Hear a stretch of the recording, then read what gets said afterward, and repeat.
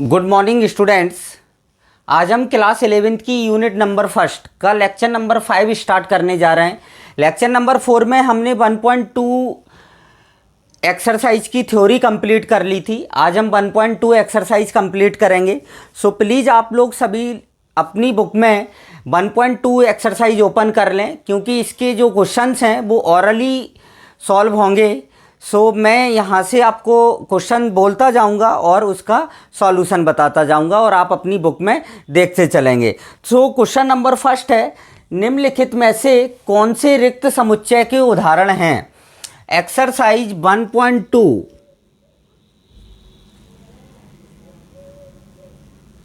Exercise 1.2 के questions हैं। क्या है पहला क्वेश्चन कि निम्नलिखित में से कौन से समुच्चय रिक्त समुच्चय के उदाहरण हैं? पहला क्वेश्चन दिया है कि 2 से भाज्य विषम प्राकृत संख्याओं का समुच्चय। क्वेश्चन नंबर फर्स्ट का फर्स्ट, 2 से भाज्य विषम प्राकृत संख्याएं।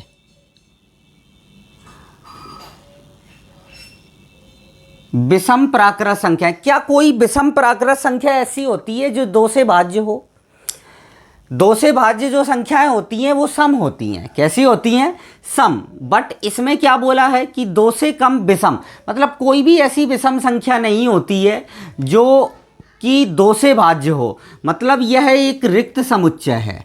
यह कैसा समुच्चय है? रिक्त समुच्चय है। ये रिक्त समुच्चय का एग्जाम्पल है पहला नंबर। अब सेकंड आता है इसी का। सेकंड क्या बोला है इसने? सेकंड नंबर क्वेश्चन बोला है सम अभाज्य संख्याओं का समुच्चय। सम अभाज्य संख्याओं, अभाज्य संख्याओं का समुच्चय। सम अभाज्य संख्याओं का समुच्चय क्या बोला है? ऐसी कोई संख्या है जो कि सम भी हो और अभाज्य भी हो। ऐसी, हाँ, ऐसी संख्या है 2।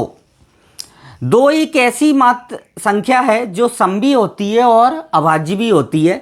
मतलब इसके लिए जो समुच्चय आएगा उसमें 2 होगा। मतलब यह एक रिक्त समुच्चय नहीं है। रिक्त समुच्चय नहीं होगा। नेक्स्ट क्वेश्चन है थर्ड नंबर। क्या बोला है इसने? नेक्स्ट थर्ड नंबर क्वेश्चन है एक्स सच दैट एक्स एक प्राकृत संख्या है जो कि 5 से कम है और 7 से ज़्यादा है। 5 से तो कम है एवं 7 से ज़्यादा है। ऐसी कोई संख्या हो सकती है क्या जो 5 से तो छोटी हो और 7 से बड़ी हो? नहीं, यह पॉसिबल नहीं है। मतलब यह एक कैसा समुच्चय होगा? रिक्त समुच्चय होगा। कैसा समुच्चय होगा? रिक्त समुच्चय है ये। Next fourth number, Y such that Y किन्हीं भी 2 समांतर रेखाओं के उभयनिष्ठ बिंदु हैं। आपको मालूम होना चाहिए 2 समांतर रेखाएं हैं ये। क्या 2 समांतर रेखाएं कभी भी काटती हैं? नहीं काटती हैं। मतलब 2 समांतर रेखाएं कभी भी नहीं काटती हैं, इसीलिए 2 समांतर रेखाओं का कभी भी कोई उभयनिष्ठ बिंदु नहीं हो सकता है। इसीलिए यह भी एक कैसा समुच्चय होगा? रिक्त समुच्चय होगा। पहला रिक्त समुच्चय है, दूसरा रिक्त समुच्चय नहीं होगा। ये याद रखना है। स्टूडेंट ध्यान नहीं रखता है। सम अभाज्य संख्या बोला है, जो सम भी हो और कैसी हो? अभाज्य भी हो। और सम अभाज्य संख्या केवल कौन सी होती है? आपकी 2 होती है। सो ये रिक्त समुच्चय नहीं होगा। थर्ड और फोर्थ रिक्त समुच्चय होंगे। आप इसको नोट करें। नेक्स्ट क्वेश्चन डिस्कस करते हैं। Question number second. Question number second क्या है? निम्नलिखित समुच्चयों में से कौन सा परिमित है और कौन सा अपरिमित है? वर्ष के महीनों का समुच्चय। वर्ष के महीनों का समुच्चय कैसा होगा? वर्ष के महीने फिक्स होते हैं, जनवरी, फरवरी, मार्च, अप्रैल, मई, जून, जुलाई, अगस्त, सितंबर, अक्टूबर, नवंबर और दिसंबर। मतलब पहला कैसा होगा? आपका परिमित होगा। पहला कैसा है? परिमित है। दूसरा क्वेश्चन क्या है आपका? दूसरा क्वेश्चन है समुच्चय दिया है 1 2 3 डॉट डॉट डॉट। मैंने कल आपको बताया था कि ऐसा समुच्चय जिसमें डॉट डॉट डॉट के बाद कोई भी एलिमेंट नहीं होगा वो सदैव अपरिमित होता है। मतलब ये कैसा होगा? अपरिमित होगा, अपरिमित है। नेक्स्ट आता है, थर्ड नंबर दिया है आपको 1 2 3 डॉट डॉट डॉट 99 और 100। इसमें कितने एलिमेंट है? 100 एलिमेंट है, मतलब सीमित अवयव है। सो ये कैसा होगा? परिमित होगा। कैसा है? परिमित है। नेक्स्ट नंबर आता है 100 से बड़े धन पूर्णांकों का समुच्चय। 100 से बड़े धन पूर्णांकों का समुच्चय मतलब 101 102 103 डॉट डॉट डॉट। 100 से बड़े धन पूर्णांक तो अनंत होते हैं। कैसे होते हैं? अनंत होते हैं, इसीलिए ये समुच्चय इस टाइप से बनाया जाएगा। और डॉट डॉट डॉट पर खत्म हो रहा है, मतलब ये कैसा होगा? अपरिमित होगा। कैसा होगा? अपरिमित है। नेक्स्ट आता है 99 से छोटे अभाज्य पूर्णांकों का समुच्चय। 99 से छोटे अभाज्य पूर्णांकों का समुच्चय। तो 99 से छोटे जो अभाज्य पूर्णांक होते हैं उनको अगर अपन देखें तो सीमित हैं। कैसे हैं वो? सीमित हैं। 99 से छोटे अभाज्य पूर्णांक धन पूर्णांक क्या होंगे? 2 3 5 7 11 13 अभाज्य भी होना चाहिए और पूर्णांक भी। तो निश्चित बात है जो फिफ्थ नंबर होगा ये कैसा होगा? परिमित होगा। आपको रजिस्टर में इसी टाइप से ही लिखना है। क्वेश्चन नंबर फर्स्ट परिमित, क्वेश्चन नंबर सेकंड अपरिमित, क्वेश्चन नंबर थर्ड इसी का परिमित, अपरिमित और परिमित। इसी टाइप से नोट करना है। ये सिंपल है, ये एग्जाम में नहीं पूछे जाते हैं। सो आप इसको नोट करें। नेक्स्ट क्वेश्चन डिस्कस करते हैं। Question number third. Question number third में भी आपको यही बताना है कि निम्न में से कौन सा समुच्चय परिमित है और कौन सा अपरिमित है। सो पहला क्वेश्चन क्या है? एक्स अक्ष के समांतर रेखाओं का समुच्चय। पहला क्वेश्चन क्या है आपकी बुक में? सभी लोग बुक में देखेंगे अपनी। एक्स अक्ष के समांतर रेखाओं का समुच्चय। एक्स अक्ष के समांतर तो असंख्य रेखाएं खींची जा सकती हैं। कैसी संख्याएं खींची जा सकती हैं?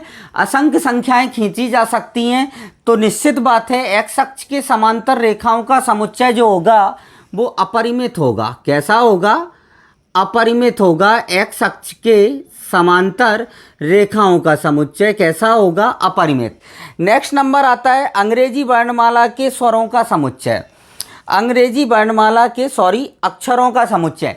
अंग्रेजी वर्णमाला में फिक्स अक्षर होते हैं 26। तो निश्चित बात है अंग्रेजी वर्णमाला के अक्षरों का समुच्चय कैसा होगा? आपका परिमित होगा। कैसा होगा? परिमित।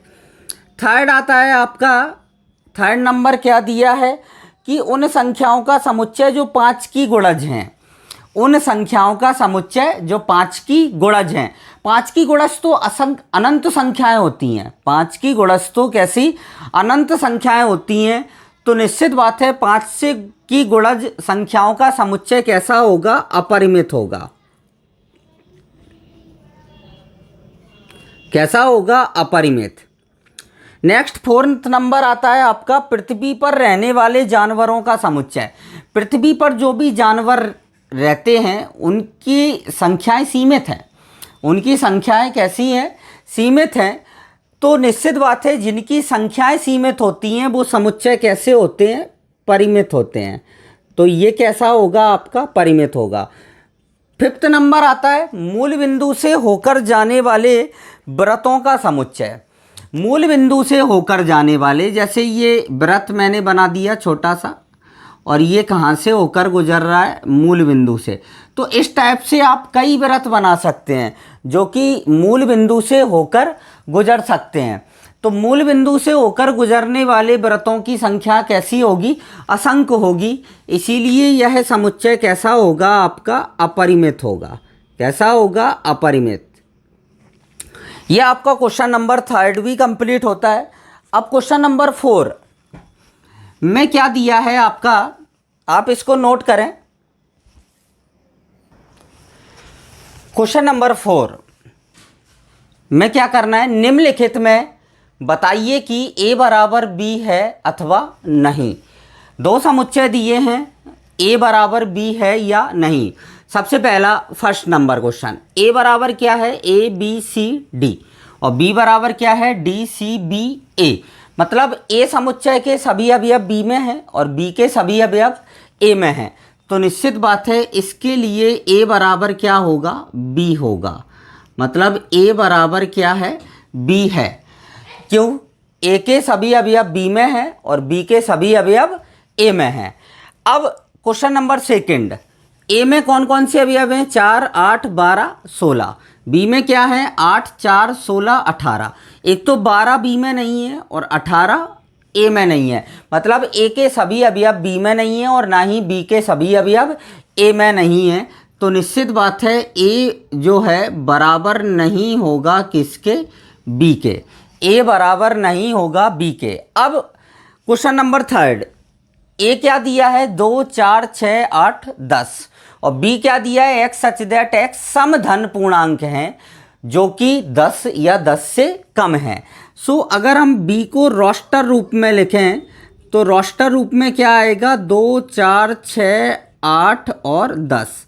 मतलब 10 या 10 से छोटे सम धन पूर्णांक, सम भी होने चाहिए और प्लस में होना चाहिए। तो 2 4 6 8। सो आप देखें कि ए भी 2 4 6 8 10 है और बी भी 2 4 6 8 10 है। तो निश्चित बात है ए बराबर क्या होगा, बी होगा। ए बराबर क्या होगा, बी। अब क्वेश्चन नंबर 4 आता है, ए बराबर एक्स सच दैट एक्स संख्या 10 का एक गुणज है। मतलब किसका गुणज है, 10 का। तो 10 के गुणज क्या होते हैं, 10 20 30 40 ... ये किसके गुणज होते हैं, 10 के। क्या ए के सभी अवयव बी में हैं, नहीं है। इसीलिए हम कह सकते हैं कि ए बराबर नहीं होगा किसके, बी के। ये आपके क्या हैं, आंसर हैं सभी के क्वेश्चनों के। इस क्वेश्चन को आप नोट करें, सभी क्वेश्चंस को आप नोटबुक में ज़रूर लिखते चलेंगे, इसको आप नोट करें। क्वेश्चन नंबर 5, क्या निम्नलिखित समुच्चय युग्म समान है। क्या निम्नलिखित समुच्चय युग्म समान है। सबसे पहले हम b को रोस्टर रूप में लिखेंगे। आपने 10th क्लास में पढ़ा होगा, मूल निकालना है x² + 5x + 6 = 0 के मध्य पद को अगर आप दो भागों में बांटेंगे तो आपके पास दो मूल आएंगे, एक तो -2 आएगा और एक -3 आएगा। और a बराबर क्या है, 2 और 3। सो क्या a बराबर b है, क्या दोनों युग्म समान हैं, क्या नहीं। a के अवयव b में नहीं है, इसीलिए ये युग्म समान नहीं होंगे। a बराबर नहीं होगा किसके, b के। अब क्वेश्चन नंबर सेकंड देखो, क्वेश्चन नंबर सेकंड में a बराबर, अगर इसको हम रोस्टर रूप में लिखें सो f o l और क्या आ जाएगा, w। और b को अगर आप रोस्टर रूप में लिखते हैं तो w o l और f। क्या दोनों युग्म समान हैं, समान है। मतलब a बराबर क्या है, b है। a बराबर क्या है, b है। ऐसे ही क्वेश्चन नंबर जो 6 है आपकी बुक में, वो आपको सॉल्व करना है। नीचे दिए गए समुच्चयों में से समान समुच्चयों का चयन कीजिए। आपको समान समुच्चय बताना है जिसमें a के सभी अवयव b में हों और b के सभी अवयव a में हों। ऐसे युग्म निकालने हैं जिनमें दोनों के अवयव एक जैसे हों। सो आप ये क्वेश्चन खुद कर लेना। यहाँ पर एक्सरसाइज 1.2 आपकी ख़त्म होती है और नेक्स्ट हम 1.3 एक्सरसाइज की थ्योरी अपने नेक्स्ट वीडियो से स्टार्ट करेंगे। और यदि किसी स्टूडेंट्स को और भी टॉपिक जैसे फाउंडेशन जेई मेंस या देना चाहता है जेई मेंस का एग्ज़ाम, तो मेरे यूट्यूब चैनल पर लॉगरिथम्स के कई वीडियो पड़े हैं। और लॉगरिथम्स एक ऐसा टॉपिक है जो आपकी 11th में भी यूज होगा और इसका क्वेश्चन जेई एडवांस में पुटअप होता है। सो आप उस मेरे चैनल से जाके लॉगरिथम्स के टॉपिक को भी क्लियर कर सकते हैं। सो आज के लिए इतना ही। Thank you.